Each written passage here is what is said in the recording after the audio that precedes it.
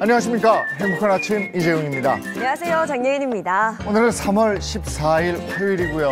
어제보다는 날씨가 제법 풀렸어요. 네. 그리고 아침에 좀 쌀쌀하긴 하더라고요. 네, 그렇습니다. 몇 번의 꽃샘추위가 왔다 가야 비로소 봄이 오는 것 같은데요. 오늘 날씨 어떤지 궁금합니다. 박소연 기상캐스터 나와주세요. 네, 날씨 요정 박소연입니다.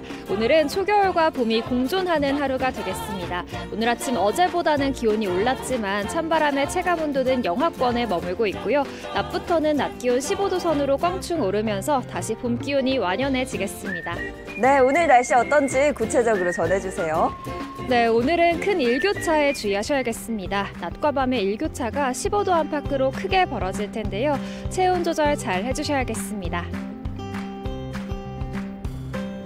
서울 등 전국 곳곳에 건조특보가 발효 중입니다. 강한 바람에 작은 불씨가 큰 불로 번질 수 있어서 쓰레기 소각이나 논밭 태우기는 자제하시는 게 좋겠습니다. 오늘 구름 많다가 오후부터는 맑은 하늘 드러나겠고요. 내일까지 전국에 강한 바람이 불겠습니다. 그래도 바람 덕에 먼지 없이 공기는 쾌적하겠습니다. 이 시각 현재 기온 살펴보겠습니다. 서울은 3.7도, 대전은 0도, 대구는 3도 가리키고 있습니다. 오늘 한낮에는 서울 15도, 광주 19도, 부산은 15도가 예상됩니다. 내일은 경기 북동부와 영서에 비 소식 들어있고요. 이번 주는 평년과 비슷한 초봄 날씨가 이어지겠습니다. 지금까지 날씨 전해드렸습니다.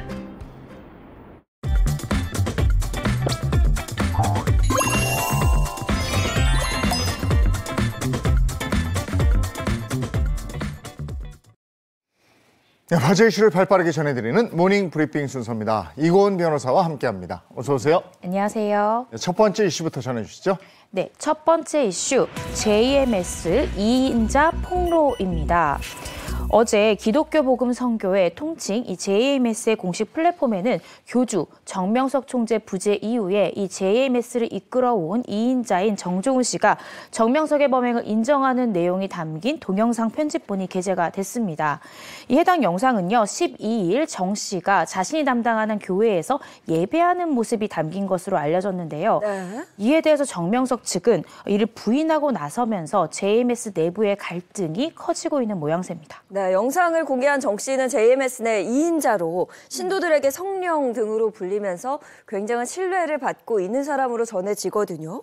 교주인 정명석의 범행을 완전히 인정을 한 건가요? 네, 그렇습니다. 이 공개된 영상 속에서 정 씨는요, 과오가 있다면 모두 청산할 기회는 바로 지금이라며 힘겹고 두렵지만 이제는 용기를 내서 진실을 쳐다볼 수 있어야 한다라면서 정 총재 관련한 의혹을 모두 인정했습니다. 또한 정 씨는 자신의 책임을 회피하려는 듯한 발언도 했는데요. 자신은 성폭행을 막기 위해서 노력해왔다라고 하면서 3년 6개월을 선생님께 눈물로 호소했고 하루도 눈물을 흘리지 않은 날이 없었다라면서 여자들이라면 선생님 옆에 반경 3m 내에 들어오지 못하도록 막았다라고도 주장하기도 했습니다. 뿐만 아니라 이 교단의 대표는 제가 이런 말을 하지 못하도록 1년 동안 끊임없이 막았다라면서 교단과도 협의되지 않은 내용이다라는 점도 덧붙이기도 했습니다. 이에 대해서 JMS 측은 장로단 명의로 정 씨의 예배 내용 전면 부인했고요. 또 정 씨의 교회 내에 있는 비리를 폭로하면서 맞대응하고 있는 모양새를 보이고 있습니다. 한편 일각에서는 정조은의 이 같은 행동을 두고 이 정조은이 JMS 내부 권력을 잡아서 새로운 신흥 종교로 뻗어나가려는 의도 아니냐라는 의견도 나오고 있습니다. 이런 일이 이렇게 자자들만 하면 나오잖아요. 그리고 아마 이 프로그램을 본 분들은 깜짝 놀라셨을 거예요. 네. 어떻게 저런 종교에 저렇게 몰입할 수 있을까? 어떤 상태일까? 이런 생각도 들고 말이죠. 네. 어떻게 저런 종교가 저렇게 버젓이 지금 21세기에 저렇게 있을까? 여러 가지 의문이 듭니다. 자, 다음 이슈 전해주시죠. 네, 다음 이슈는 캣맘 덕에 한 끼 뚝딱입니다. 최근 이 반려견을 산책시키면서 길고양이들을 돌보는 캣맘이 놓은 이 길고양이들을 위한 사료를 자신의 반려견에게 먹인다라는 한 견주 행동을 두고 갑론을박이 펼쳐지고 있는데요. 해당 사연은 지난 8일 온라인 커뮤니티에 올라왔습니다. 이 글을 쓴 견주는 항상 고마운 캣맘이라면서 진돗개종으로 보이는 자신의 반려견이 이 길가에 놓여진 사료를 먹고 있는 모습을 촬영해서 게재했는데요. 이와 함께 이 자신의 반려견 이름으로 추정되는 밀크 저녁 해결이라면서 짧은 글까지 적었습니다. 그리고 이 해당 견주는 2년 동안 이 길고양이 개체수 감소를 위해서 길고양이를 위해서 준비된 사료를 자신의 반려견에게 먹였다라는 댓글까지 달았습니다. 네, 길고양이를 위한 사료를 자신의 반려견에게 먹이는 견주의 행동. 누리꾼들의 반응은 어떤지 좀 궁금한데요. 반응이 양측으로 팽팽하게 맞서고 있습니다. 일단 길고양이 혐오론자 같은 경우에는 길고양이를 줄이고 강아지 저녁까지 먹이는 일석이조의 방법이다. 참신한 아이디어다. 공짜 외식했다라는 등의 반응을 보였고요.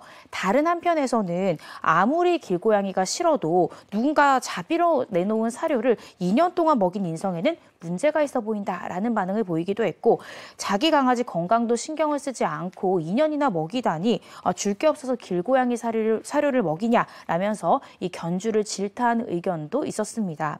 또한 이 길고양이에 대해서 혐오감을 보이는 분들 가끔 이 사료에다가 쥐약을 섞어 놓는 경우가 있잖아요. 이런 거 함부로 먹였다가 이 반려견 건강에 문제가 생길 수 있다면서 이를 걱정하는 반응도 있었습니다. 우리 아파트 단지에도 길고양이들이 많은데 네. 가끔 가다가 이렇게 새끼 고양이들이 보여요. 뭐 안쓰럽기도 하고 근데 너무 많이 돌아다니긴 하더라고요. 네. 네. 자, 다음 이슈 전해 주시죠. 네, 세 번째 이슈, 서울 한 달살이입니다. 어제 이 서울부동산 정보광장에 따르면 올해 1월 이 서울 아파트 거래 건수가 1,419건을 기록하면서 7개월 만에 1,000건대 수준을 회복했다라고 하는데요. 그 가운데 짧게는 한 달, 길게는 1년간 거주하는 이 단기 임대 거래량도 덩달아 증가하고 있어서 그 이유에 대해 많은 분들이 주목하고 있습니다. 유행처럼 번졌죠. 제주도 한 달 살기는 제가 네. 들어봤는데 서울에서 한 달 살기를 한다. 이거는 어떻게 된 일인지 대체 그 이유가 뭔지도 궁금합니다. 여러 가지 이유에서 또 여러 가지 필요성 때문에 이런 단기 임대 물건을 구하려는 사람들이 늘고 있는데요. 구체적으로 좀 살펴보면 주택 거래량 자체가 늘었기 때문에 내가 이사 가야 될 새 집의 이사 일정과 내 전세 만기 일자가 맞지 않는 경우에 이런 단기 물건 찾는 경우가 있고요. 또 추가 인테리어 공사, 이 공사 기간 동안 잠시 거쳐야 할 곳이 또 필요하기 때문에 단기 물건을 구하시는 분들이 있습니다. 실제로 이 부동산 관련한 온라인 커뮤니티에서는 짧은 기간 머무를 수 있는 단기 임대를 구한다라는 글이나 또 이 단기 임대 수월하게 구하는 방법, 이 조언을 구하는 질문들이 넘쳐나고 있는데요.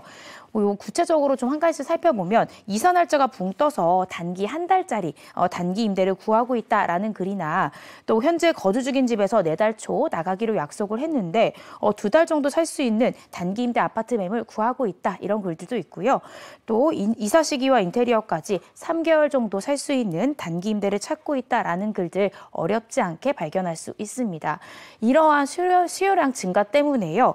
단기 임대 물건 위주로 보유하고 있는 업체나 또 장기 숙박을 중개하는 플랫폼에 대해서도 많은 분들이 주목하고 있는 상황입니다. 저런 분들한테 진짜 필요하겠네요. 네. 그리고 또 이제 이사하고 이사가 안 맞아가지고요.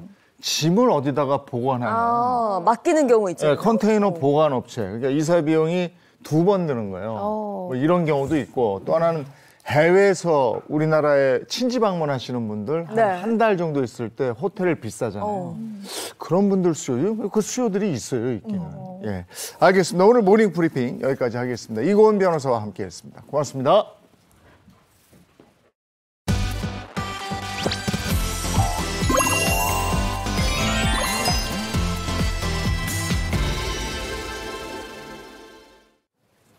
네, 건강한 100세 인생을 위한 건강 정보 나누겠습니다. 윤영미 아나운서 어서 오세요. 네, 건강한 화요일 아나운서 윤영미입니다. 반갑습니다. 네, 반갑습니다. 또 백승아 가정의학과 전문의, 배우상 한의학 박사, 김정은 식품영양 박사 함께합니다. 어서 오세요. 안녕하세요. 네, 반갑습니다. 네, 한지민 내과 전문의입니다. 어서 오세요. 네, 안녕하세요. 내과 전문의 한지민입니다. 예, 지금 의사 선생님들 가운을 보니까 갑자기 오늘이 화이트데이라는 생각이 가운을 보고 생각이 들었어요? 예. 네. 갑자기 이 생각이 오늘 드네. 아침에 불현듯. 받으셨어요, 사탕? 오늘 우리 그 의상 챙겨주시는 분이 맞아요. 사탕을 살짝 내미는데 고맙더라고요. 네. 근데 와이프는 주무시고. 원래 참 오늘은 남자가 여자 주는 아, 날이니까 오늘 준비하셔야겠네요. 집에 가는 길에. 그러게. 네. 이걸 줄까? 근데 화이트데이 하면 사실 정말 옛날에는 저 어렸을 때는 사탕 준비해서 고백했거든요. 나 너 좋아한다 하면서 사탕 줬는데 지금 생각해보면 정말 아니 근데 귀여워요. 좋아하는 사람한테 주는 거잖아요. 맞아요. 네. 사탕은 있었고 당뇨 뭐 이런 그러니까 비타민이나 이렇게 건강식품 줘야 되는 거 아닌가요? 낭만이잖아요. 네, 로맨스인데 건강식품. 앞으로는 제가 재용 MC 이제 건강식품 드리겠습니다. 콩 이런 거. 아니, 근데 콩이라든가 토마토 이런 거. 이게 아프고 나면 굉장히 힘들어요. 주변도 힘들고 그러니까 그때 챙기자 이런 얘기입니다. 자, 건강 잘 챙겨야 되는데요. 저 그럼 오늘 건강혁명 주제 영상부터 보고 오시죠.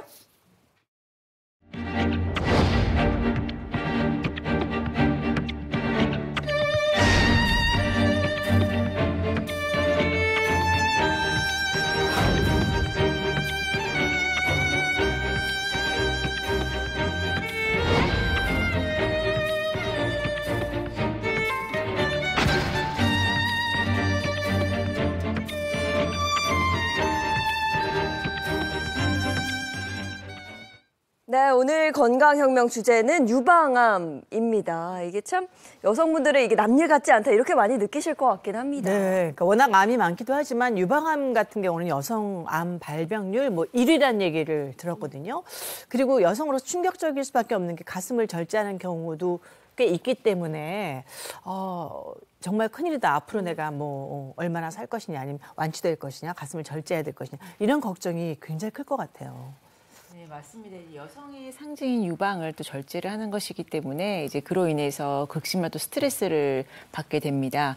그래서 이제 유방암을 앓은 환자들 중에 약 40% 가량은 좀 우울 증상을 겪기도 한다라고 알려져 있습니다. 근데 사실 암뿐만 아니라 대부분의 병은 예고 없이 찾아오잖아요. 네.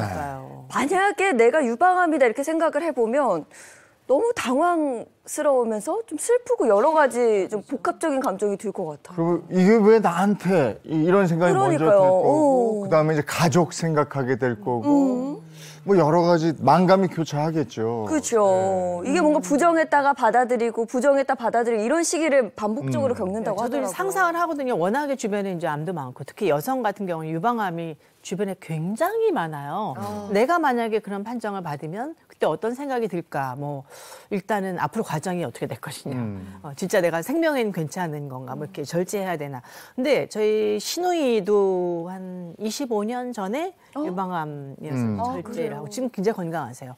그리고 저희 친언니도 한 2년 전에 유방암 수술을 했고 지금 이렇게 치료를 거의 받아가고 있는 그런 상황이고 친한 친구 중에도 유방암이어서 만나서 계속 제가 이제 위로해주고 안심하라고 요즘 많이 완쾌되니까 이런 이야기도 나누고 또 몇 년 전에 그 조정석 나오는 질투의 화신이라는 맞아요. 그 남자 유방암 얘기도 나오고 그랬던 것 같아요. 네. 그래서 그 드라마를 보면서 그 작가인데 혹시 나도 하면서 이렇게 자가 점검 같은 걸 좀 했었나 봐요.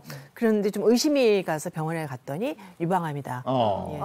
이런 케이스도 있고 진짜 유방암이 여성 암 중에서 1위인 거 맞죠?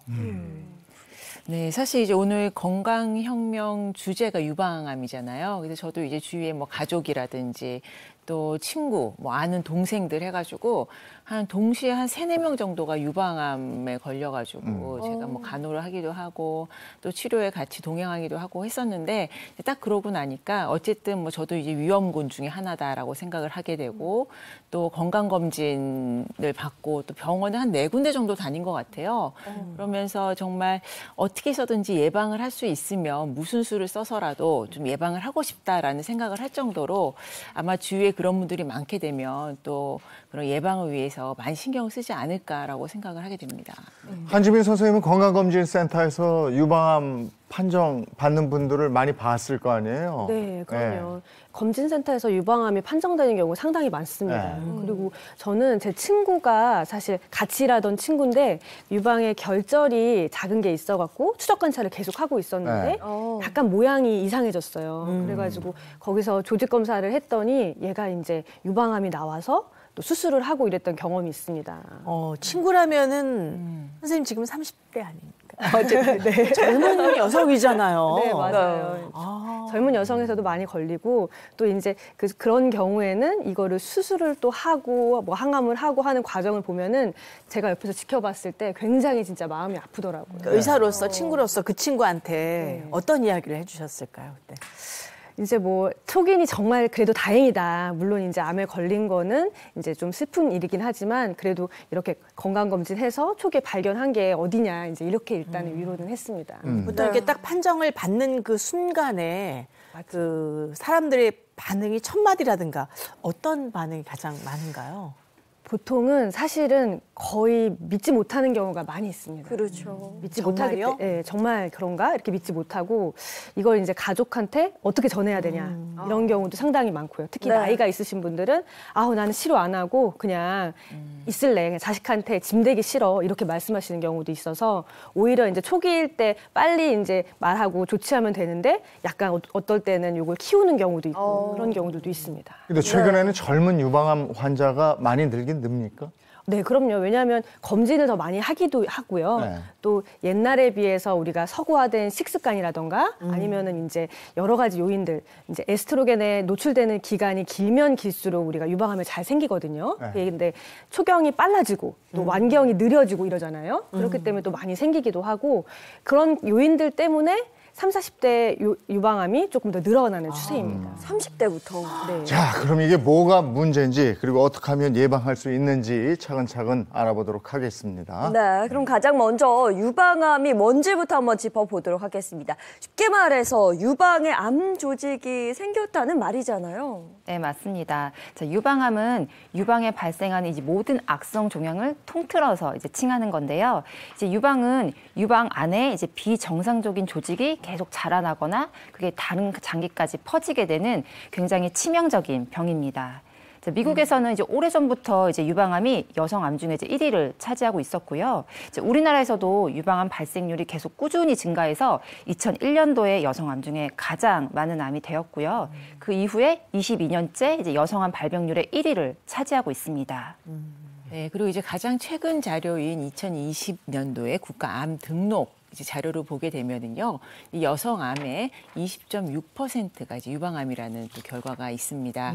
이거 살펴보면은요, 신규로 암에 걸린 환자들 중에 5명 중에 1명이 유방암이다라는 것을 알 수가 있습니다. 그러니까 처음 암을 확진받는 사람들 중에 5명 가운데 1명? 굉장히 수치가 높네요, 선생님. 맞습니다. 한 20%가 넘게 되니까요. 정말 많은 수치라고 할 수 있는데요. 그런데 국내 유방암 발병 이런 부분에서는 아주 중요한 특징이 있습니다. 무서운데요? 특징 어떤 특징이에요? 국내 유방암은요, 서구에 비해서 젊은 나이에 발생한다라고 하는 것이 바로 특징입니다. 유방암 환자의 50%가 폐경 전에 발생하게 되고요. 특히 39세 이하의 유방암 환자가 11%나 된다고 합니다. 아니 저는 사실 유방암에 대해서 크게 생각은 안 하고 있었는데 제가 아직 30대여서 그렇다고 생각을 했거든요. 근데 제가 아는 한 작가님이 저랑 또래예요. 비슷하고 젊고 너무 밝고 에너지가 많은 분이었는데 어느 날 이제 일을 그만둔다고 하는 거예요. 그래서 뭐 결혼하나 이렇게 생각을 했는데 알고 보니까 유방암이어서 30대. 네, 치료받고 그때 이제 나도 한번 가서 검사를 받아야 되나? 30대에도 유방암이 올 수 있구나. 그걸 딱 느끼게 된 그 계기였거든요. 저도 뭐 친구나 이제 신우이 유방암 치료받을 때 병원에 제가 운전도 하고 그랬었거든요. 네. 가면 예상외로 젊은 여성 환자가 너무 많은 거예요. 예. 근데 왜 그렇게 우리나라에 그 젊은 여성 환자가 많고 또 유방암 발생률이 높은 건지 요거부터 좀 우리가 알아야 예방할 수 있지 않을까 싶어요. 네, 그 실제적으로 봐도요, 미국의 유방암 환자는요, 평균적으로 60세예요. 근데 우리나라는 50세입니다. 10년이나 빠르네. 네, 그렇죠. 10년이나 더 젊은 나이에 우리나라 같은 경우는 생기는 건데요. 아까 말씀드렸던 것처럼 이제 에스트로겐에 노출되는 시간이 많으면 많을수록 유방암에 걸리는데 우리가 출산하는 동안에는 에스트로겐에 노출이 안 됐다고 봐요. 그래서 출산이 많이 하면 많이 할수록 그리고 또 이제 아까 말씀드렸던 것처럼 초경이 빠르고 그리고 완경이 느릴수록 이렇게 유방암이 더 많이 생기게 되는데 우리나라 보면은 60대, 70대 그런 여성분들은 이미 아이도 많이 낳았고 또 사실은 초경이 좀 늦은 경우가 많고 그리고 식습관이나 이런 게 서구화되지 않았고 그렇기 때문에 60, 70대는 좀 덜 걸리는 거고 우리나라에서 이제 대신에 30, 40대 젊은 여성들이 점차 늘어나는 추세가 되고 결혼도 좀 늦게 하고 초경도 빨라지고 먹는 것도 인스턴트가 많고 스트레스나 환경도 더 안 좋아지고 그런 요인이 있군요. 그렇죠. 지금 생각해보면 정말 서구화된 환경이 유방암의 발병률을 높인다 이런 생각이 드네요. 네, 그렇죠. 그래서 유방암의 발병 요인은요, 제가 이제 뒤에 다시 한번 정리를 해드리겠는데요. 그런데 치명적인 발병 요인 한 가지가 있는데 그게 바로 치밀 유방입니다. 저도 치밀 유방이라고 하던데. 치밀 유방. 치밀 유방이 뭐예요? 처음 들어봅니다. 어떤 조직이 좀 모양이 좀 촘촘하달까 그런 경우인가요? 네, 그렇죠. 네, 아마 여성분들 중에서는 이제 뭐 치밀 유방 이런 거 들어보신 분들도 있으실 거고 뭐 처음이다 이렇게 생각하시는 분들도 있으실 것 같은데요. 사실 여성분들은 유방 조직이 이제 사람마다 다 다른 형태를 띠게 됩니다. 자, 어떤 분들은 유방 조직이 좀 느슨하고 유연하고 좀 말랑말랑한 이제 형태를 띠게 되고요. 좀 어떤 분들은 좀 촘촘하고 좀 밀착돼 있어서 좀 단단한 이런 형태를 이루게 되는데요. 자, 그 중에 지방 조직이 좀 적고 그래서 유전 조직이 좀 밀착돼서 촘촘하게 있는 경우를 우리가 이제 치밀 유방 이렇게 말하게 됩니다. 자, 근데 우리나라 여성 중에 한 70에서 80%는 이 치밀 유방에 해당된다고 합니다. 아니 80%에 가까우면 뭐 여성 5명 중에 4명 정도는 치밀 유방이라는 뜻인데 이게 유방암과는 어떤 관련이 있는 건지 그게 또 궁금하네요. 네, 제가 먼저 치밀 유방이 어떤 건지 먼저 보여드리려고 하는데요. 이 치밀 유방은요, 유선 조직이 촘촘하게 돼 있는 게 바로 치밀 유방입니다. 사진 나오네요. 네, 사진을 보면은요. 왼쪽에서 오른쪽으로 갈수록 점점 더 하얗게 보이는 걸 볼 수 있죠. 네. 각각 다른 분들이긴 한데 오른쪽에 있는 게 가장 치밀한 그런 유방인 겁니다. 확실히 오른쪽으로 갈수록 더 하얗게 보이고 네. 하얗게 보이는 게 그럼 유선 조직인가요? 네, 저 유선 조직이 근데 문제가 뭐냐면은요. 저렇게 치밀하면 치밀할수록 우리가 종양을 발견할 률이 좀 떨어진다는 거죠. 종양이 미세석회화나 아니면 그런 것들이 결절 같은 게 잘 보여야 되는데 저렇게 하얗게 보이니까 구별을 할 수가 없는 거예요. 종양이 가려서 발견하기가 쉽지 않다는 거죠. 네, 그렇죠. 물론 뭐 종양의 크기가 크다 이렇게 되면은 누구나 뭐 저기 있다 하더라도 바로 볼 수가 있는데 이게 사실은 초기에 발견해야 우리에게 의미가 있는 거잖아요. 근데 저런 경우 같은 경우에는 자세하게 볼 수가 없는 거죠. 만약 종양이 있는 경우도 저렇게 사진상처럼 허옇게 보일 수 있는 건가요? 네, 그렇죠. 종양을 엑스레이로 잘 보면은 고기가 결절이나 이런 것들은 다 이렇게 하얗게 보입니다. 그러니까 거기에 가려서 종양 자체가 잘 보이지 않기 때문에 초기에 발견하기가 힘들다 이런 얘기인데 그러면은 치밀 유방이 발견하기 어려운 거지 치밀 유방이라서 뭐 유방암에 걸릴 확률이 높다 이런 건 아닌 거죠? 치밀 유방 같은 경우는 유방암 발병 확률이 높아지는 것입니다. 그거 높기도 해요. 예. 유방암은 이제 보통 유선 소입에 발생하게 되는데요. 조직 자체가 좀 촘촘하게 될수록 유방암의 발병 확률이 높아집니다. 그래서 연구에 따르게 되면요. 치밀 유방이 있는 분들은 그렇지 않는 분들에 비해서 평생 유방암에 걸릴 확률이 최소 1.2배에서 최대 4배까지 올라간다고 합니다. 우리나라 여성의 70-80%가 치밀 유방이고 치밀 유방은 암에 걸릴 확률도 높고 발견 자체도 어렵다 이렇게 정리하면 되겠습니까? 네, 거기다가 최근에는 또 서구화된 식습관을 많이 가지고 있잖아요. 왜 유방암 발병률이 높은지 이제 좀 이해가 됩니다. 제가 또 하나 좀 덧붙여드리면 좀 걱정이 하시는 분들이 많으실 것 같아서 좀 말씀을 드릴 텐데요. 자, 우리나라 여성의 한 70에서 80%가 이제 치밀 유방이라고 이제 아까 말씀을 드렸잖아요. 이제 굉장히 높은 수치기는 해요. 이제 예를 들어서 한 5명 중에 한 3-4명이 이게 치밀 유방에 해당된다고 볼 수가 있겠는데요. 그럼 나도 혹시 치밀 유방인가? 이렇게 좀 걱정을 많이 하실 수가 있으시잖아요. 네네. 근데 이제 치밀 유방이 유방암 발병률이 높다는 특징은 있지만 그 자체로 심각한 것은 아닙니다. 아 근데 이야기하면 할수록 겁을 너무 많이 주셔. 그러니까 좀 무서워지거든요. 유방암은 어떻게 하면 좀 피할 수 있을까요? 저 진짜 안 걸리고 싶은데. 네, 저도요. 정말 이게 두렵습니다. 네. 그런데 모든 질병이 다 그렇듯이 요거 안 하면 딱 요거 안 걸린다. 이런 건 사실은 없어요. 그렇죠. 그런 것처럼 아까 계속 말씀드리는데 위험 요인을 조금이라도 줄이려고 노력하는 게 좋습니다. 드시는 거, 이렇게 뭐 식습관이나 이런 데서도 너무 뭐 기름진 거, 고지방 이런 거는 좀 덜 하시는 게 좋고요. 그리고 뭐 초경이나 완경이나 이런 거를 우리가 결정할 수는 없겠지만 만약에 가능하다면 출산이나 이런 것도 좀 고려해 보시는 게 좋습니다. 출산은 빠르게 하는 게 더 좋다는 네, 얘기. 빠르게 하는 게 좋습니다. 그렇죠? 네, 그 에스트로겐 얘기를 주로 많이 하시는데 석류에 왜 에스트로겐이 굉장히 많잖아요. 맞아요. 그렇죠. 근데 또 에스트로겐 저 약 먹은 적이 있어요. 그 여성 호르몬 이런 것 때문에. 그러면 또 유방암 확률이 높아진다 뭐 이런 얘기도 들었고 어떤 게 맞고 또 어떻게 예방하는 게 좋은 건지 오늘 자세히 좀 알고 싶네요. 네, 사실 뭐 논란이 있기는 한데요. 이제 에스트로겐 자체가 유방암을 직접적으로 유발한다 이렇게 보기는 조금 어려울 것 같고요. 이제 에스트로겐 수치가 높게 되면 아무래도 유방암 성장을 더 촉진한다 이렇게 볼 수가 있을 것 같고요. 또 그래서 에스트로겐 투여가 좀 무조건적으로 나쁘다 이것은 아니기 때문에 이제 이득과 손해를 잘 이제 판단을 해서 에스트로겐 자체를 이제 에스트로겐이 직접적으로 유방암을 이제 유발한다 이렇게 보기는 조금 어려울 것 같습니다. 석류 먹어도 되는 거죠? 네, 드셔도 됩니다. 네, 너무 이제 과량으로 드시지는 않는다. 석류를 우리가 매일 뭐 이만큼 먹겠어요. 어쩌다 먹으니까. 네. 무조건적으로 안 된다. 이건 아니지만 그래도 너무 과량으로 드시지는 말아라. 이렇게 말씀드릴 수 있을 것 같아요.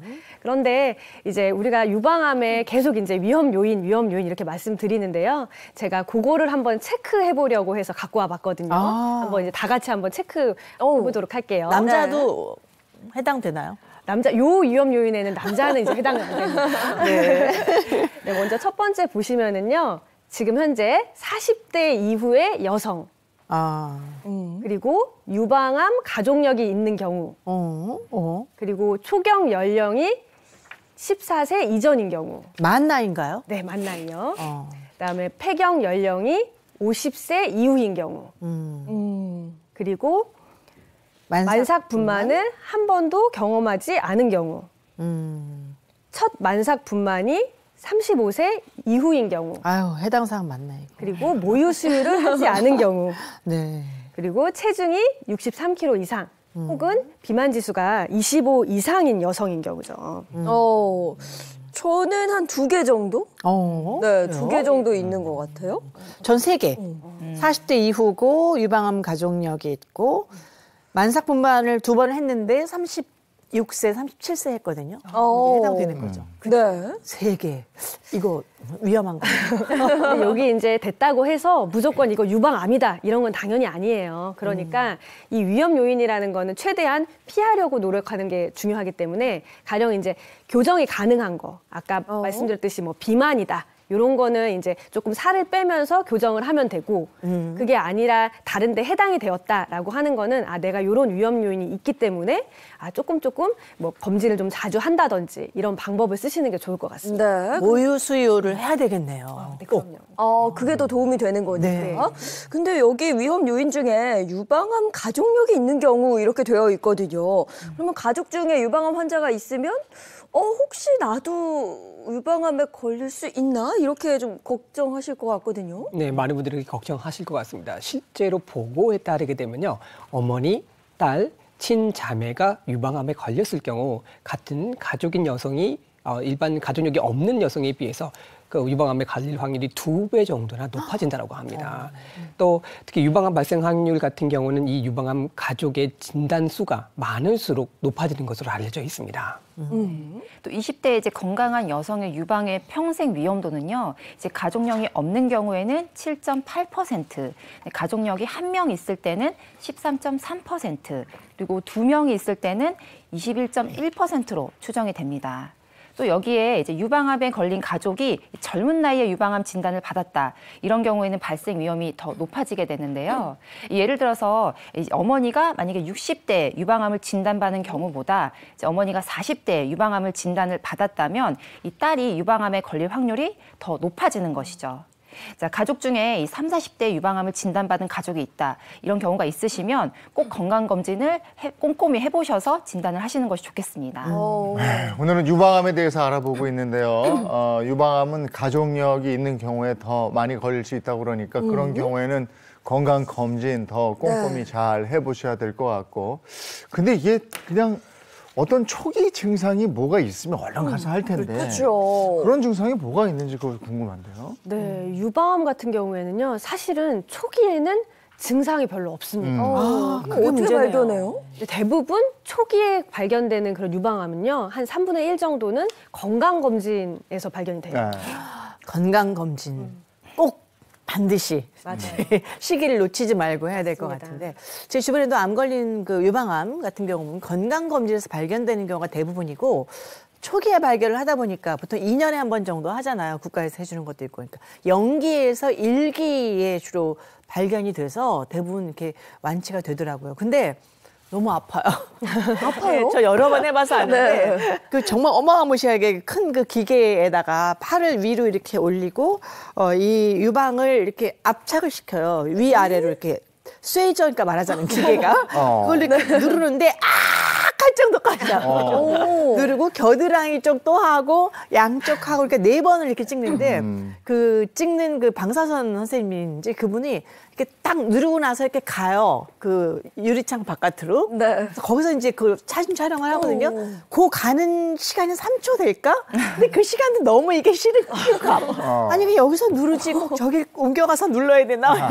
이 정도로 굉장히 아픕니다. 네, 맞아요. 그 우리나라는요, 만 40세 이상을 대상으로 해서 유방 촬영술을 이렇게 하고 있는데요. 네. 상당히 아픕니다, 진짜. 저도 이제 오른쪽 이제 유방 촬영하고 나면 다시 이제 왼쪽 촬영할 때 이거는 정말 너무 힘들다 이렇게 생각을 하는데요. 그만 이럴 때까지 하죠. 네, 맞아요. 그래서 사람들이 이거를 유방 촬영술 안 하고 그냥 유방 초음파만 하면 안 되냐 이렇게 말씀하시는 분이 맞아. 계십니다. 그랬으면 좋겠어요. 네, 근데 사실은요, 유방 촬영술이랑 유방 초음파는 같이 해야 되고, 특히 치밀 유방인 경우는 더 그렇습니다. 근데 그게 왜 그러냐면 정확도가 차이가 있기 때문인데요. 우리가 유방 초음파를 하면 그냥 이제 사막에서 막 찾는 거예요. 근데 유방 촬영은 그래도 우리가 미세 석회화나 이런 걸 어디 이렇게 위치를 딱딱딱 이렇게 고기를 초음파로 딱 봤을 때 찾았을 때가 제일 이제 정확하게 할 수가 있는 거죠. 저도 치밀 유방에다가 석회화가 아주 조금 있는데 그게 뭐 잘하지는 않고 있다고. 네. 그래서 꼭 반드시 검사 철저하게 하라고 이야기를 하더라고요. 네. 네. 예인 씨도 검사해 보셨어요? 저는 안 해봤어요. 근데 오늘 처음에 이제 이야기를 하면서 검사를 받으러 가야겠다 이 마음을 먹고 있었는데 방금 그 리얼한 경험담을 들으니까 이거 안 가야 되나 뭐 이런 생각이 들기도 하네요. 근데 이 얘기를 들어보니까 남자들은 검사 자체가 안 되는 거네요, 그러면. 다른 그러네, 방법이 진짜.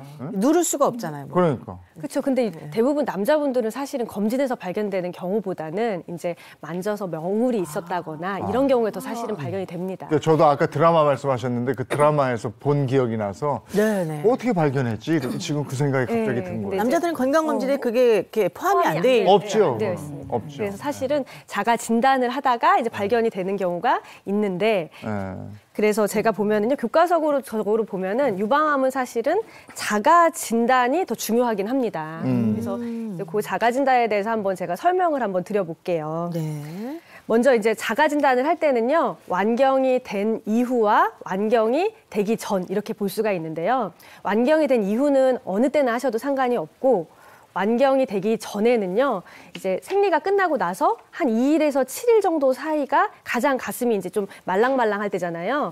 요때 하시는 겁니다. 그래서 검진하시는 방법은요, 먼저 시진이라고 해서 보는 겁니다. 사실은 우리 샤워하고 나서 봐도 알아요? 그럼요. 샤워를 하고 보는 그거를 잘 하지 않잖아요, 사실은. 불편해서 안 봐요. 근데 이제 보면서 양쪽의 모양이 비대칭이 있는지 아니면 어딘가 함몰이 있었던 데가 있는지 유두 모양이 바뀐 건 없는지 보는 건데요. 지금 화면을 보시면 먼저 이렇게 정자세에서도 한번 보고 그리고 팔을 들고도 한번 보는 겁니다. 그리고 들고 나서 이렇게 이곳저곳 이렇게 들춰보면서도 문지르면서도 이렇게 관찰을 해보고 또 두 손을 가슴을 감싼 다음에 유두 중심으로도 잘 보는 겁니다. 뭐 만져지는 게 중요한가요? 아니면 통증 같은 것도 있을 수 있나요? 둘 다 중요합니다. 아, 근데 그래요? 대부분은 사실은 그러니까 굳이 그 둘 중에 말을 하자면 만져지는 게 더 중요하기는 한데요. 그런데 그 다음에는 우리가 이제 봤으니까 이제 본격적으로 좀 만져보는 가슴을 본인이 만지는 자가진단이 필요합니다. 만약에 암이 있으면 만졌을 때 아플까요? 아픈 것보다 사실 더 만져지는 게 많은데 아픈 경우는 대부분 염증이거나 이런 경우도 많이 있는데 가끔 아파요. 이렇게 어떤 부위가. 네, 그렇죠. 그런 데는 염증일 가능성이 높은데 그래도 암일 가능성을 배제할 수는 없는 거죠. 그래서 보면 우리가 이렇게 자가 진단을 하게 되는 거는요. 이렇게 팔을 들고 그리고 보면 요 가슴 있는 데 있잖아요. 여기를 이런 손가락으로 만져주는 겁니다. 바깥쪽으로도 만져주고 위아래로도 지그재그로 만져주고 원을 그리면서도 만져주면서 이 손가락으로 느껴보는 거죠. 그래서 사실은 이렇게 해서 진단이 돼서 오는 경우들이 굉장히 많이 있습니다. 살살 만져봤을 때 멍울이 느껴지면 네. 뭔가 결절이나 이런 게 느껴지는 경우가 있는 거예요. 부부 사이가 좋으면 암 진단을 빨리 한다는 얘기도 있더라고요.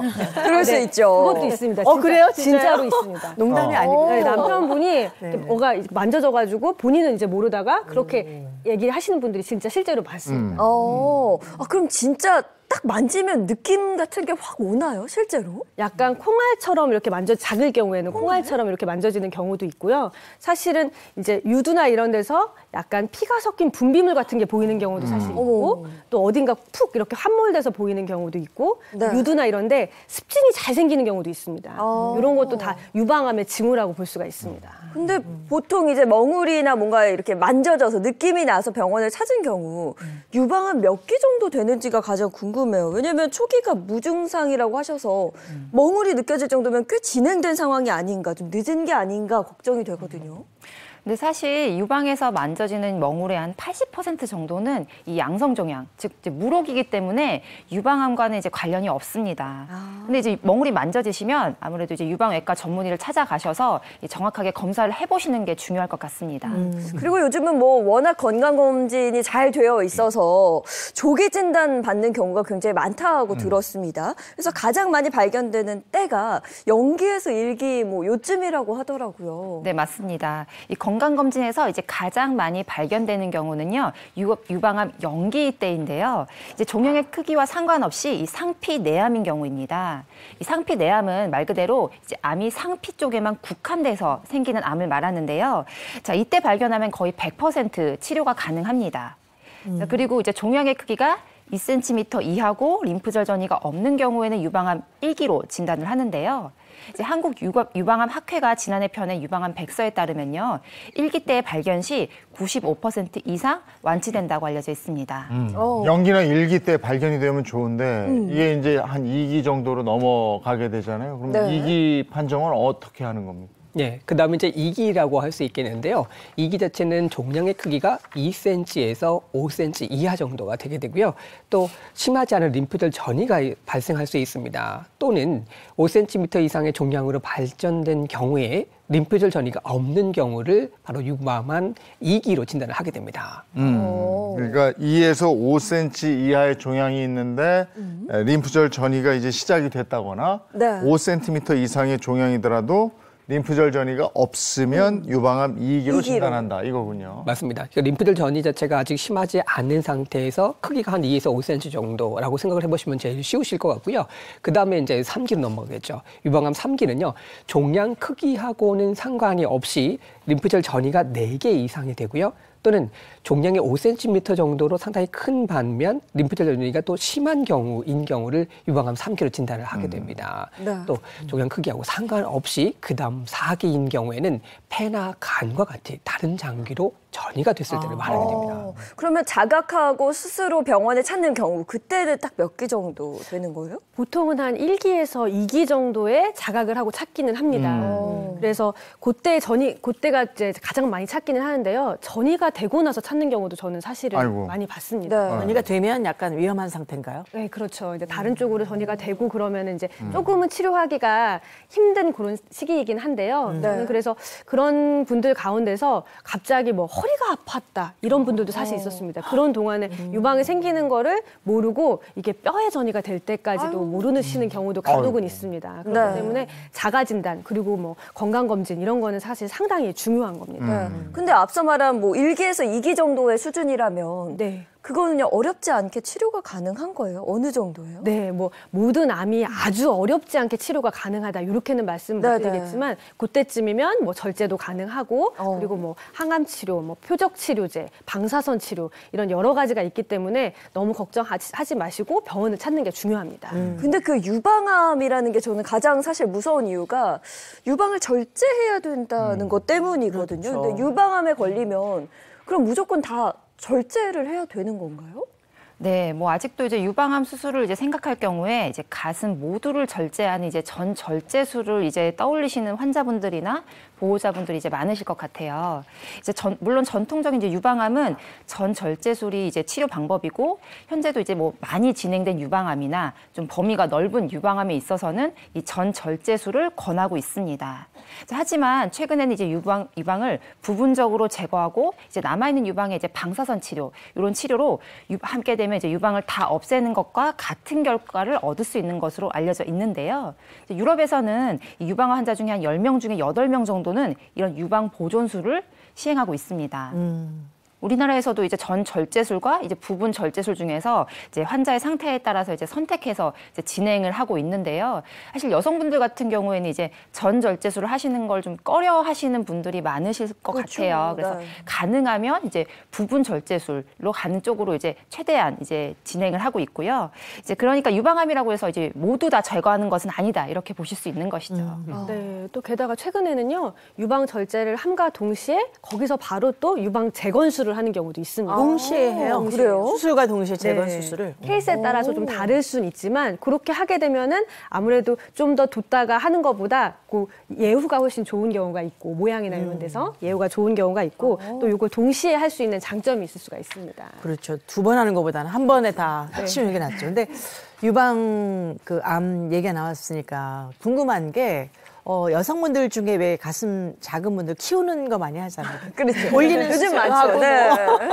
예, 그런 게 만족도가 굉장히 높다고 제가 성형외과 의사한테 들었어요. 근데 그 유방 키우는 거 확대수로 했을 때 유방암에 걸릴 확률이 높아지는지 만약에 수술을 할 때 어떤 그런 게 장애가 되진 않는지 이것도 좀 말씀해 주세요. 네, 유방 확대술을 한다고 해서 유방암이 생기지는 않습니다. 근데 이제 우리가 유방에 넣는 그런 보형물 말고 필러 가운데서요, 약간 뭐 석회가 좀 있는 그런 필러들 있잖아요. 그래서 그런 필러들을 넣게 되면은 우리가 초음파나 뭐 이런 유방 촬영이나 이런 걸 했을 때 잘 안 보입니다. 얘가 암이 생긴 건가 아니면 원래 이게 필러가 있는 건가 이거 잘 모를 수가 있어요. 네. 그러면은 이제 그거 하고 나서 그 다음에 이후에 유방암이 조그맣게 생겼다 하더라도 우리가 잘 찾을 수가 없는 겁니다. 그래서 필러는 종류에 따라서 그런 경우가 있기 때문에 조금 주의를 하셔야 돼요. 보형물 넣는 게 더 나은 건가요? 만약에 제가 선택을 해야 된다면은 보형물을 넣을 것 같습니다. 그러면 검사할 때 이렇게 누르잖아요. 네. 보형물 터지는 거 아니에요?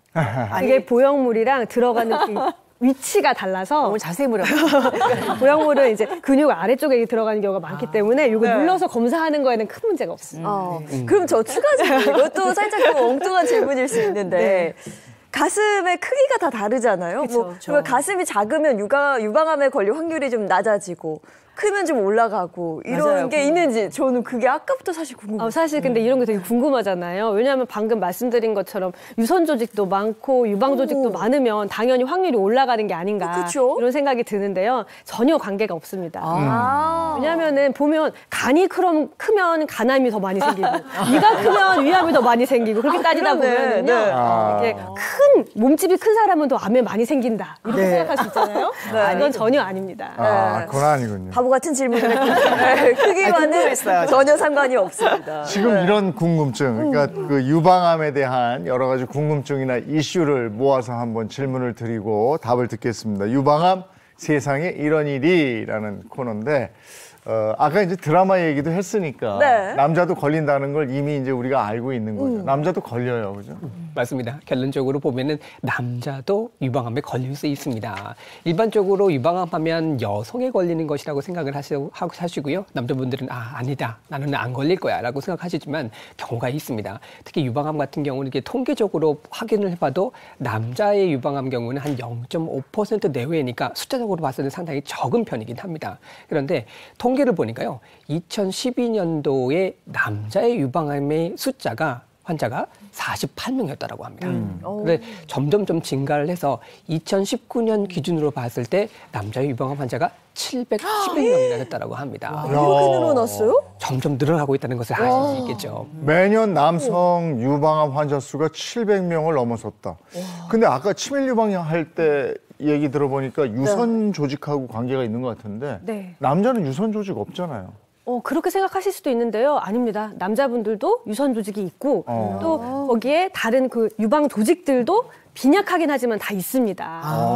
그런 게 있었다는 것도 처음 알았네. 네. 유선 조직이 있었다는 거는 저희가 몰랐지만 드라마를 통해 우리가 학습했잖아요. 남자도 유방암에 걸릴 수 있다. 당시에 저는 그 드라마 보면서 좀 놀랐어요. 그 설정 자체가. 몰랐던 걸 새롭게 배운 것 같긴 해요. 네. 보면서.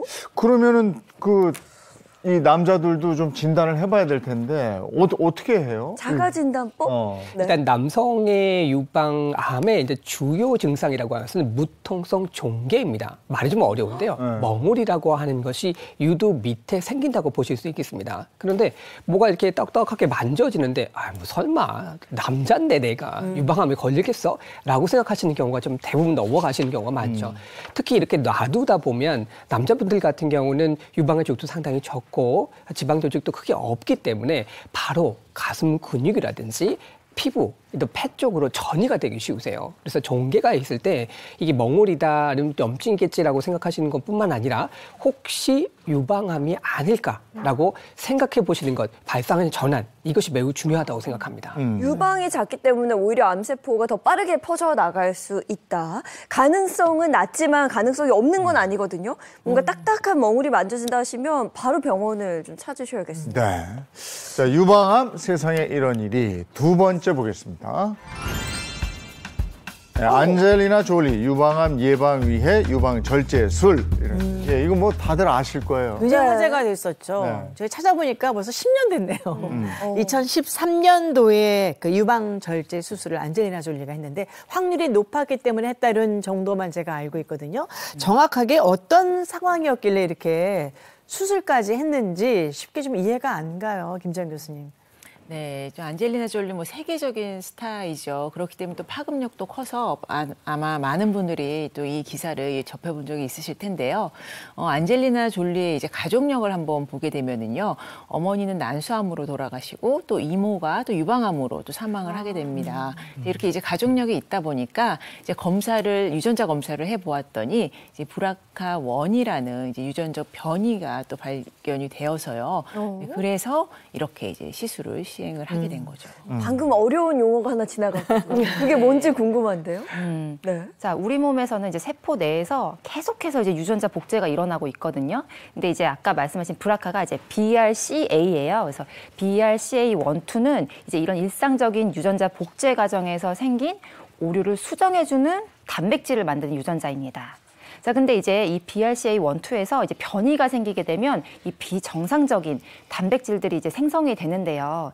이 비정상적인 단백질은 사실 복제에서 생기는 오류를 수정하지 못하기 때문에 이런 복제의 오류가 계속 쌓이게 되면 암이 발생할 수 있는 것이죠. 그래서 연구 결과 이제 가계 내 이제 유전자 변이 이런 게 대물림될 경우에는 이 가족 중에 여러 사람이 유방암 진단을 받거나 좀 더 젊은 연령에서 유방암을 진단받는다는 특징이 있습니다. 네, 덧붙여서 제가 말씀을 드리면은요, 이 BRCA1 유전자를 만약에 가지고 있는 경우라고 한다면은요, 유방암이 생길 평생 위험도가 87%. 그렇게나 높아요. 네, 그리고 난소암이 생길 위험도는 50%에 가깝기 때문에 이게 보통 사람하고 비교했을 때는 한 20배 정도가 높은 겁니다.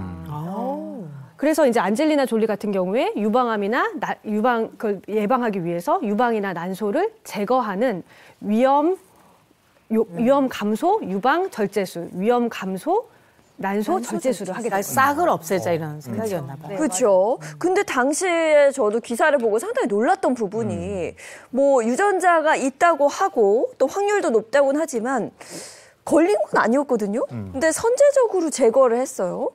만약에 우리가 비슷한 상황이 온다면 어떤 선택을 할지 그것도 좀 궁금해요. 어떻게 하시겠어요? 갈등 오는데 저라면 안 할 것 같아요. 왜냐면 아직 걸린 것도 아니고 안 걸릴 확률도 있잖아요. 네, 근데 굳이 걸릴 거를 자꾸 이제 확신을 하면서 물론 이제 매년 그냥 매일매일 나 걸린 거 아닌가라고 막 걱정하고 거기에 대해서 우리가 몰입하는 것보다는 아예 하는 게 낫다 이런 생각도 뭐 안젤리나 졸리 선택을 존중하는데 저라면은 안 걸릴 확률 쪽에 더 비중을 두고 괜찮을 거야 이렇게 생각하면서 검사를 좀 자주 하게 되지 않을까 싶은 생각이 들어요. 저도 그래요. 검사 빈도수를 좀 늘릴 것 같고 안 걸릴 확률도 어쨌든 적지만 있긴 있는 거니까 그쪽에 더 기대를 좀 성격이 좀 화끈한가요, 안젤리나?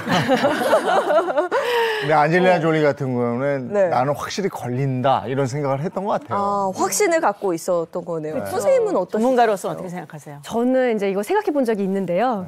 저는 일단은 근데 한쪽에 만약에 유방암이 작게라도 생겼으면 당연히 이 수술하면서 그럼 나머지는 어떻게 할 것이냐. 그렇잖아요. 네. 근데 그러면 저는 그때는 다 할 것 같습니다, 사실은. 만약에 제가 암이 있다라고 한다면 할 것 같고요. 네. 그리고 이제 뭐 출산을 다 했고 그리고 이제 사실 그러면 이제 굳이 필요가 없어지는 시기가 됐을 때 결절이나 이런 거에 모양을 볼 것 같아요. 그래서 결절 같은 데 보면 디테일하게 보면 그 결절의 이제 위험도를 저희가 보통 이제 판단을 하거든요. 네. 이 위험도가 아주 낮지 않다면은 저는 고려해 볼 것 같습니다. 양쪽에 다 유방암이 생기는 경우도 있나요? 보통 한쪽에 생기는 거죠? 보통 한쪽에 생기는데요. 이 유전자를 가지고 있다고 한다면 다른 쪽도 저는 생길 수 있을 것 같고 또 당연히 난소도 마찬가지로 그럴 수 있을 것 같아서 한쪽에 생겼다고 한다면 저는 그냥 선제적으로 다 할 것 같습니다. 만약에 한쪽에 유방암이 생겼어요. 수술했어요. 몇 년 후에 또 한쪽에 생길 수도 있나요? 그렇죠. 이 유전자를 가지고 있다면 충분히 그럴 수 있습니다.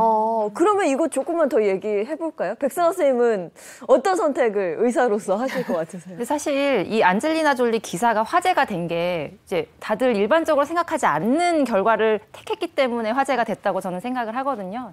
이제 우리나라 이제 많은 분들 입장에서도 어쨌든 수술 자체가 조금 이제 좀 보수적으로 거부감도 있고 조금 가능하면 안 했으면 하시는 분들이 굉장히 많으세요. 그래서 이런 안젤리나 졸리의 결정에 대해서 굉장히 놀랍고 과감한 결정이다 이렇게 생각하시는 분들이 많으실 것 같아요.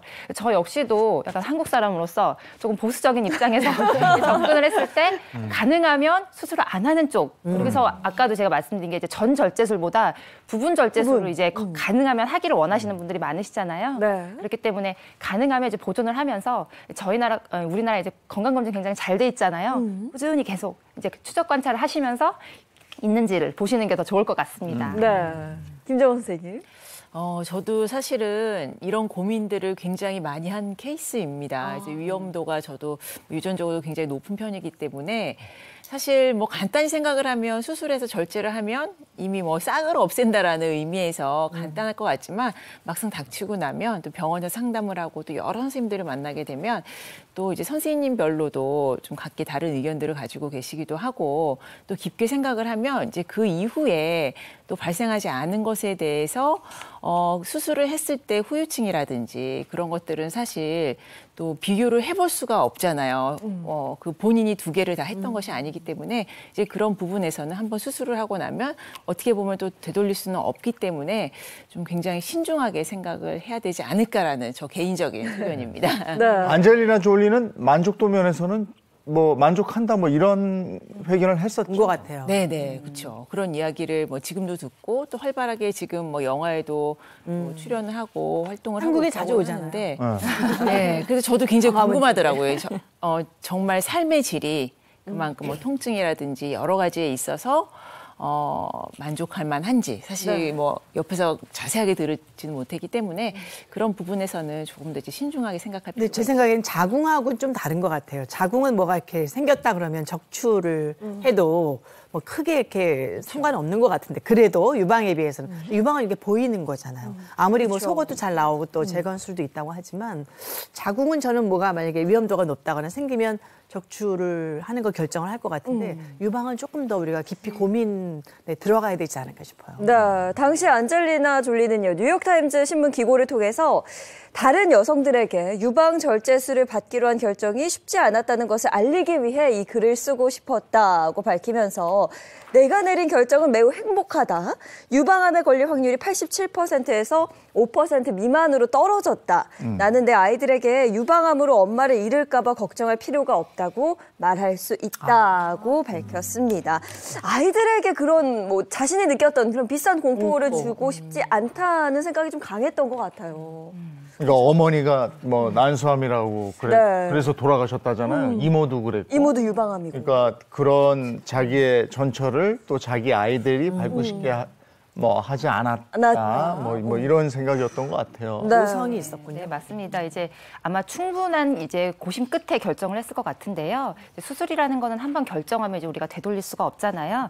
그렇기 때문에 이제 환자의 뭐 연령, 뭐 결혼이나 출산 상태, 그리고 뭐 현재 이제 건강 상태나 뭐 심리 상태 이런 것들을 이제 종합적으로 고려를 해서 신중하게 결정을 하시는 것이 좋고요. 또 모든 결정을 하시기 전에 전문의와 또 심도 깊게 상담을 해보시는 것도 좋겠습니다. 네. 자, 유방암 세상에 이런 일이 세 번째는요. 어머. 7살짜리 어린이가 유방암에? 세상에. 이 관련해서 한 달 전에 난 해외 토픽인데요. 2년 전 딸이 5살이었을 때 목욕을 시켰는데 젖꼭지 밑에 혹이 있는 것을 발견했다고 합니다. 엄마의 촉으로 뭔가 잘못됐다는 것을 알았지만 그때까지는 유방암일 거라고는 의심도 못한 채 여러 가지 검사 끝에 유방암이라는 사실과 림프절에 전이가 됐다는 사실을 발견하고 유방 절제술을 했다고 합니다. 7살짜리 아이가 유방암에 이거 굉장히 또 충격적인 일인데요. 림프절까지 전이된 그러니까 유방암 2기였다는 얘기인데. 네. 네. 아니 그런데 진짜 이렇게 어머님이 잘 발견을 해줘서 이거를 이 정도에서 발견을 한 게 정말 좋은 천운인 것 같습니다. 다행이죠. 안 그랬으면은 이제 더 진짜 진행하고 나서 발견하실 수도 있는데 사실 어린아이한테 이걸 의심하기가 쉽지가 않잖아요. 네. 근데 특히나 뭐 어린 소녀나 이런 경우에는 에스트로겐의 영향을 좀 덜 받기 때문에요. 이렇게 뭐 이런 경우가 거의 없거든요, 사실은. 그러니까 해외 토픽이 날 정도면 정말 드문 케이스인데 우리나라에서도 이런 어린아이가 유방암에 걸리는 케이스가 혹시 있나요? 저는 사실은 못 들어보셨어요? 못 들어보겠습니다. 그러니까 해외 토픽까지 나는 거죠. 걸릴 수는 있다는 거네. 네, 그렇죠. 그리고 그래서 보통은 우리는 그냥 30살 이상인 경우에 유방암에 걸리는 경우가 더 많다라고 그렇게 얘기하고 있습니다. 네. 유방암 예방법 같은 거 없는지 그게 좀 궁금해지네요. 오늘 얘기 듣다 보니까. 그래서 선생님들 그 각자 한 번씩 예방법을 좀 제안해 주셨으면 좋겠습니다. 먼저 김정원 선생님. 네, 일단은 이제 유방암에 걸리지 않기 위해서 예방하는 방법, 뭐 자주 검진을 하는 것도 중요하지만요. 일상에서 우리가 이제 식사를 조심한다든지 이런 이제 식생활에서 굉장히 조심을 해야 된다라는 것 같습니다. 그래서 아까도 이제 앞서 말씀하셨듯이 에스트로겐 과다 노출 말씀을 하셨잖아요. 이제 그 부분에 있어서 이제 에스트로겐 같은 경우에는 뭐 여성 호르몬을 뜻하기도 하는데 이제 식사 중에서도 에스트로겐을 이제 배출을 도와주는 이제 식이요법을 좀 하셨으면 하는데요. 통곡물이라든지 뭐 현미 같은 데는요, 리그난 성분이 풍부하고 또 식이섬유가 풍부하기 때문에 에스트로겐을 체외로 배출하는 데 또 도움이 된다라고 할 수가 있겠습니다. 그리고요, 또 고지방 음식은 줄여야 되고요. 또 예를 들어서 뭐 지중해식 식사하면은 이런 대표적인 이제 건강식이라고 할 수가 있는데요. 이왕이면은 백미보다는 현미를 드시고 또 식빵보다는 통곡물로 만든 그런 식빵을 드시는 것이 이런 에스트로겐 배출을 하는데 도움이 된다라고 볼 수 있겠습니다. 여성 호르몬이 많이 들어있는 음식은 그 여성 관련 질환이 있는 분들은 피해야 되는 음식인 거죠?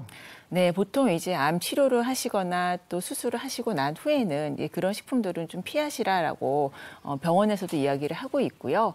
그리고 뭐 이제 식품으로 섭취하는 것보다도 우리가 왜 농축된 식품들이 있잖아요. 뭐 즙을 짠다거나 뭐 액기스라던가 농축된 것 이런 것들을 뭐 집중적으로 많이 드시게 되면 또 그런 위험군이 있으신 분들은 좀 피하시는 것이 좋겠습니다. 알겠습니다. 알겠습니다. 자, 다음은 배우상 선생님. 네, 건강을 지키는 방법으로 한 100번을 강조해도 지나치지 않는 방법. 이것이 바로 유방암에도 적용이 됩니다. 그러면은 운동?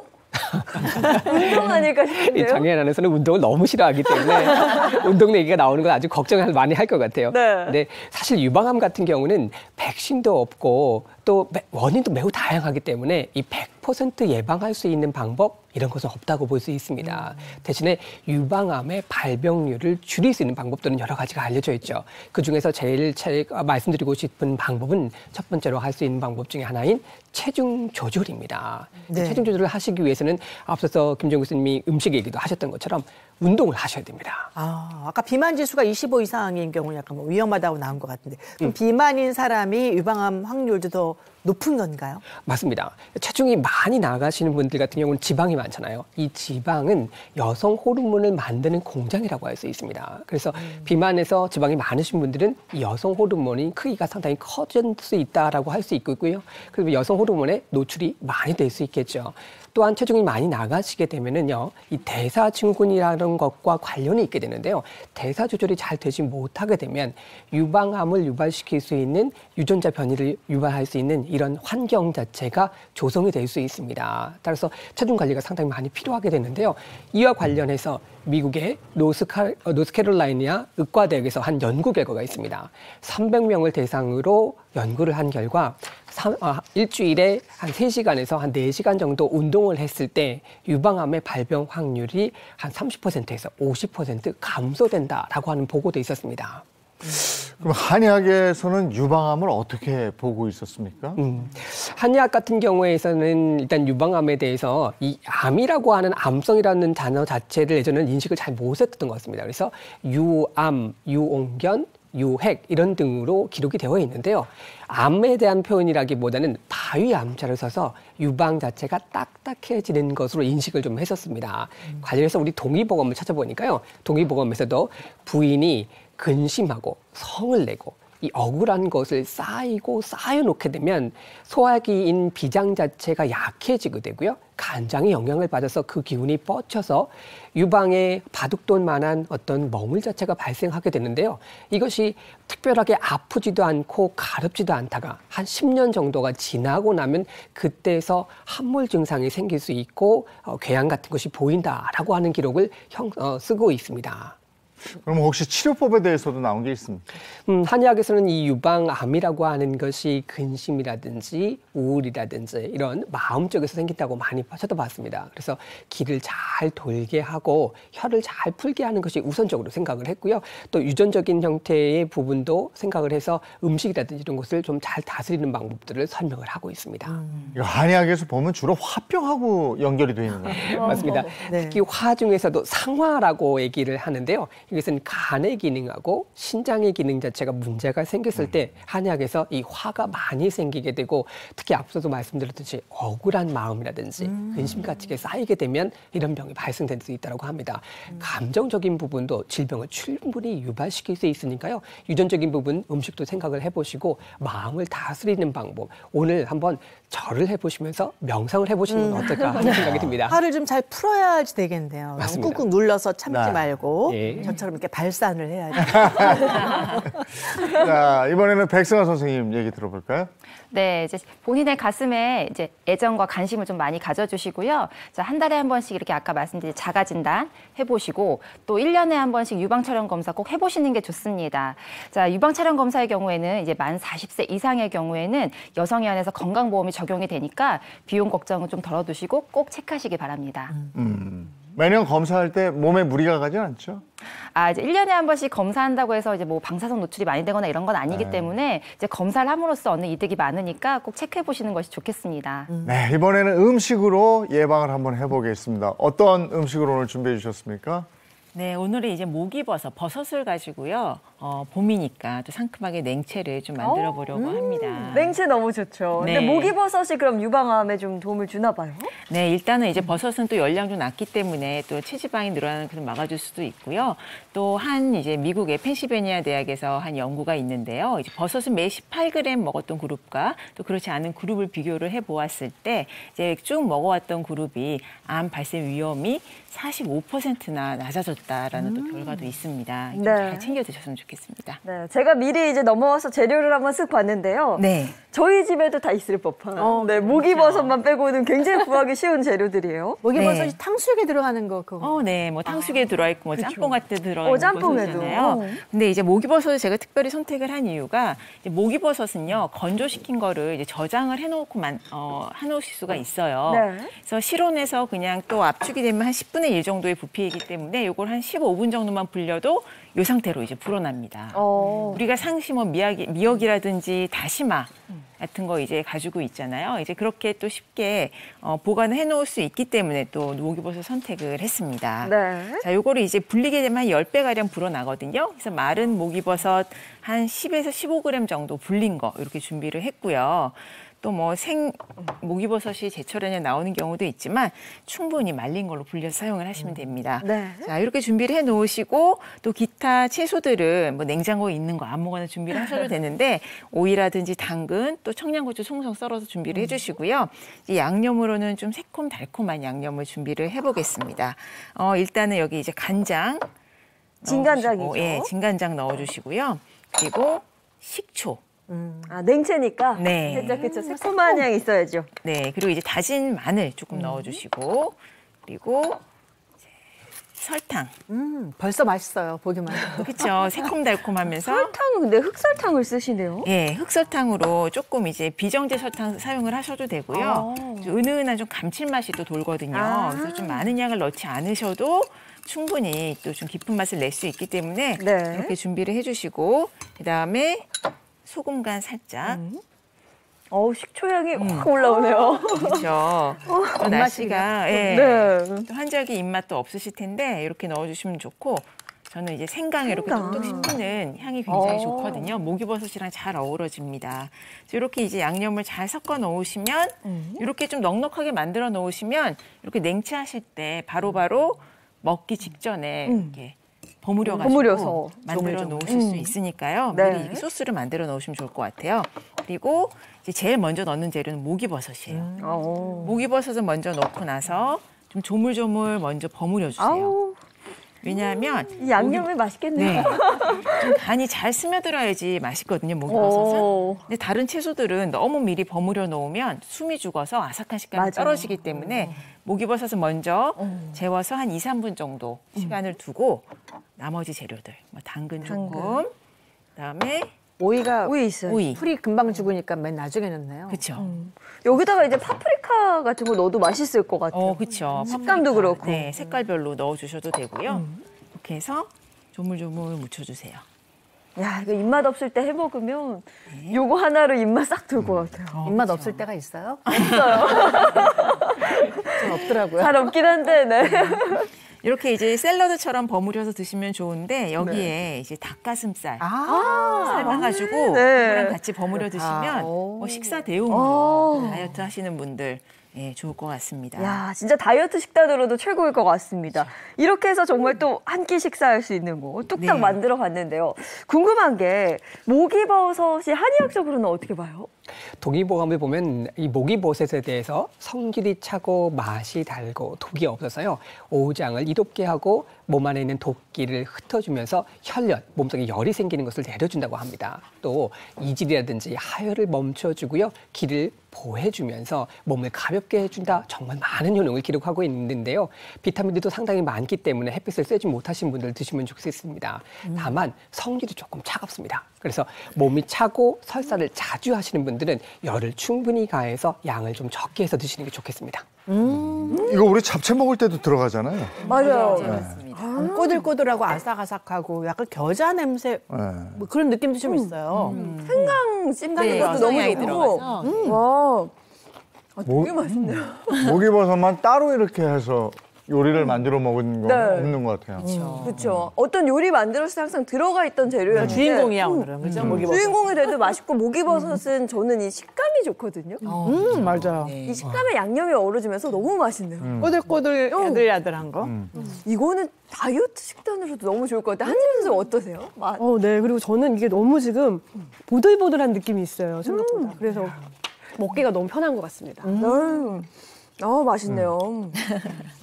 새콤하고 새콤하고 달콤하고 맛있는 게 오늘 들어있는 것 같아요. 우리가 유방암에 대해서 얘기했는데 아까 이렇게 압착한다고 그 얘기를 해서 네. 검진할 때 두려워하시는 분들도 있을 것 같아요. 네. 그러니까 그런 걸 포함해서 그 유방암 미리 좀 예방하기 위해서 검진하는 방법 이런 것도 좀 얘기해 주시면 좋을 것 같네요. 네. 아까 말씀드렸던 대로요. 40세 이상인 경우에는 2년에 한 번씩 국가검진에서 해주고 있어요. 그렇기 때문에 이제 요거를 꼭 챙겨서 하시는 게 중요하고 사실은 잘 눌리면 잘 눌릴수록 잘 보입니다. 엑스레이에. 그래서 더 꽉 누르면 누를수록 잘 보이기 때문에 그렇게 아픈다 하더라도 이걸 찾아내는 거. 입에 이렇게 쓴 약이 내 몸에 좋다. 이렇게 생각하시고 마음을 이렇게 먹으시고 오시면 될 것 같습니다. 잠깐이에요. 한 5분도 안 되는 것 같아요. 그렇죠. 잠깐 지나갑니다. 저는 이제 그걸 많은 여성분들이 이렇게 누르는 걸 부담스러워하고 아프다니까 네. 그걸 안 아프게 하는 걸 좀 개발을 그러면 좋죠. 되겠어요. 그냥 이렇게 서 있으면 쫙 스캔하는 뭐 이런 거. 그런 게 나왔으면 좋겠습니다, 진짜로. 알겠습니다. 오늘 유방암 관련해서 얘기 나눠봤습니다. 고맙습니다. 고맙습니다. 어제는 이렇게 추운 대신에 맑더라고요. 네. 시계도 좋고. 맞아요. 오늘도 조금 날이 풀렸는데 또 맑고 시계도 좋고 그랬으면 좋겠네요. 네, 기상 정보는 계속해서 확인하셔야 될 것 같고요. 오늘 중요한 점은 초겨울과 봄이 공존하는 날씨라고 합니다. 일교차 굉장히 크게 벌어지니까요. 외출하실 때 옷차림 신경 쓰셔야겠습니다. 좋은 하루 보내시고요. 저희는 내일 아침 7시 30분에 돌아오겠습니다. 행복한 아침, 행복한 하루 되십시오. 고맙습니다. 고맙습니다.